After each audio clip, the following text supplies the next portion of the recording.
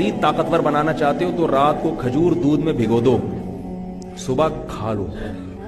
پھر بھی اگر طاقت نہ آئے نا تو پھر آپ کے اندر پولیس بھی طاقت نہیں لا سکتی ہے, بتا دوں آپ. کھجور کو گرم دودھ میں رات کو بھگو کے صبح ناشتے میں بچوں کو کھلا دیا کرو. خدا کی قسم اگر پھر بھی طاقت نہیں آ رہی تو یہ یا تو پلاسٹک کا کھجور ہے یا یہ دودھ نہیں ہے, نہیں آ رہی. کھجور ایسی پاورفل چیز ہے, آئرن بھی, دنیا کا کوئی وائٹامن ایسا نہیں ہے جو کھجور میں نہ ہو. اور دودھ بھی مل گیا اس کے ساتھ. دودھ کا خرچہ اگر نہیں ہے آپ کے پاس, غریب ہو, تو کھجور کو پانی میں بھگو دو, وہ شربت پلا دو صبح بچوں کو. اتنی طاقتور چیز ہے. مگر والدین روزے میں افطاری میں کھجوریں زیادہ کھایا کریں. کھجور سے طاقت ملتی ہے, انرجی ملتی ہے. کھجور سے توند نہیں نکلتی, پاور ملتی ہے, جسم کو طاقت ملتی ہے. سارا دن جو کمی ہوئی تھی وہ بھی پوری ہوتی ہے, توند نہیں نکلتی, اس میں فائبر ہوتا ہے.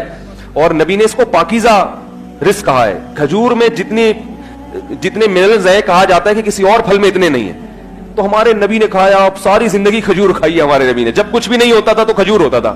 40 دن کھجور اور پانی پہ چلتے تھے نبی صلی اللہ علیہ وسلم. پھر بھی کیسی بہترین صحت تھی کہ نہیں تھی.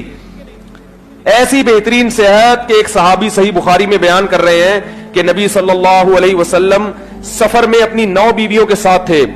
بات بظاہر حیا کے خلاف ہے لیکن اب حدیث میں ہے تو میں بیان کر رہا ہوں. فرمایا کہ ایک رات میں 9 زوجہ کے پاس آپ صلی اللہ علیہ وسلم نے چکر لگایا. تو صحابی نے کہا کیا یہ ممکن ہے کسی مرد کے لیے؟ تو فرماتے ہیں کہ اللہ نے ہمارے نبی کو 40 مردوں کے برابر قوت دی تھی. تو یہ تو ایک اللہ کی طرف سے بھی, لیکن خوراک کیا تھی؟ کھجور. چہرے پہ رونق آتی ہے, سرخ ہو جاتا ہے چہرہ. بچوں کو کھجور نہیں کھلا رہے, اور کھجور ایسے کھاتے ہیں کہ میرا دل چاہتا ہے یار یہ بھی چھوڑ دو, نہیں کھاؤ, یہ ناشکری ہے. نبی نے فرمایا جس گھر میں کھجور ہے وہ گھر والے بھوکے نہیں ہیں. یعنی گھر میں ہر وقت کھجور ہونی چاہیے. تو افطاری میں تو تمیز سے پیٹ بھر کے کھا لو, وہ بھی بس ایک یوں کر کے سنت پوری کرنے کے لیے اتنی سی, وہ بھی 10 دفعہ دیکھیں گے اس کا یہاں سے چھلکا اتارا, یوں اٹھارا, یوں دیکھا, یہ چکھا, ہو گیا بے سنت. پھر آ گئے پکوڑے پہ ڈائریکٹ. اور یہ جو آلو کے سموسے ہو رہے ہیں, ان میں سموسوں کے پتہ نہیں یہ لوگ چھلکے دھوتے بھی ہیں, وہ آلو کے وہی مٹی والے آلو کے چھلکے میں اتنی مٹی ہوتی ہے, وہ دھلتی کہاں ہے اتنے آرام سے. وہ تو گھر کی خواتین بیچاری چھلکے اتار کے, وہ تو ایسے ہی چل رہا ہے صاحب, گٹر کا وہ ٹھوس رہے ہیں. کھائیں سموسے, میں منع نہیں کر رہا, ہم بھی کھاتے ہیں. ایک آدھ ہم بھی کھا لے, زیادہ نہیں کھاتے.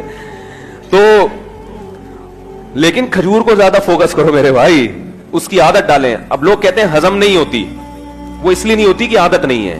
جب عادت ڈالیں گے, 1 کے بعد 2, 2 کے بعد 3, 3 کے بعد 4, تو میں نے عربوں کو دیکھا ہے پوری پلیٹ بھری ہوئی ہوتی ہے کھجوروں کی, اور کھانا ان کا یہی ہوتا ہے پورا پلیٹ بھر کے کھا جاتے ہیں, کچھ بھی نہیں ہوتا. اور عربوں کی آپ رونق دیکھیں, وہ تو سست ہونے کی وجہ سے فیٹ آ رہا ہے ان میں, ورنہ عرب کی تو خوبصورتی, عرب کی صحت اور دماغ, یہ تو مثالی ہوا کرتا تھا کسی زمانے میں.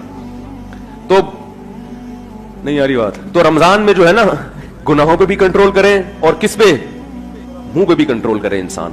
تو کنٹرولنگ پاور کے لیے تبھی تو قرآن کہتا ہے لعلکم تتقون, تاکہ تم میں بچنے کی اور پرہیز کی صلاحیت پیدا ہو جائے. تقویٰ کہتے ہیں بچنے کو. تو رمضان اللہ نے دیا کیوں؟ تاکہ ہمارے اندر پرہیز, ایوائڈ کرنا مشکل ہے نا, یہ چھوڑ دو, یہ چھوڑ دو, یہ چھوڑو, آدمی کی کیا کیا چھوڑوں ہے. تو ایوائڈ کرنے کی تمہارے اندر صلاحیت پیدا ہو جائے. اللہ تعالیٰ سمجھنے کی, عمل کی توفیق عطا فرمائے. وما علینا الا البلاغ.